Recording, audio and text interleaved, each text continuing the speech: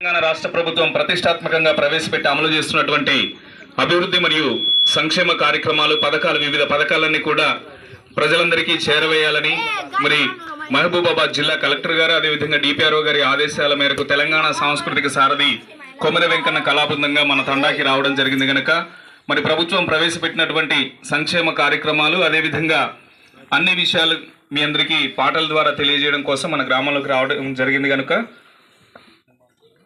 సింధు పాడేటటువంటి పాటను విందాం.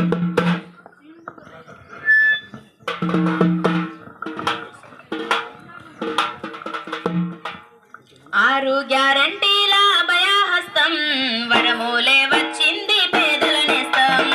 ఆరు గ్యారంటీల అభయహస్తం వరమూలే వచ్చింది పేదల నేస్తం. ఆరు గ్యారంటీల అభయహస్తం వరమూలే వచ్చింది పేదల నేస్తం.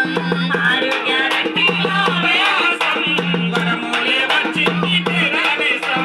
నరక బాటలేసుకుంటూ తెలంగాణ నేలన పేదల ముంగిట నిలిచే ప్రజాపాలన. ఆరు గ్యారంటీల అభయహస్తం వరమూలే వచ్చింది పేదల నేస్తం. ఆరు గ్యారంటీల అభయహస్తం వరమూలే వచ్చింది పేదల నేస్తం. ఇందిరమ్మ రాజ్యంలో ఇంటింటా వెలుగులు ప్రజల వద్ద పాలనకై పల్లెకొచ్చే అధికారులు. ప్రజల వద్ద పాలనకై పల్లెకొచ్చే అధికారులు. ప్రజల వద్ద పాలనకై పల్లెకొచ్చే అధికారులు. ఇచ్చిన హామీలన్నీ నెరవేర్చే దరఖాస్తులు అర్హులకు అందించు సంక్షేమ పథకాలు. అర్హులకు అందించు సంక్షేమ పథకాలు. అర్హులకు అందించు సంక్షేమ పథకాలు.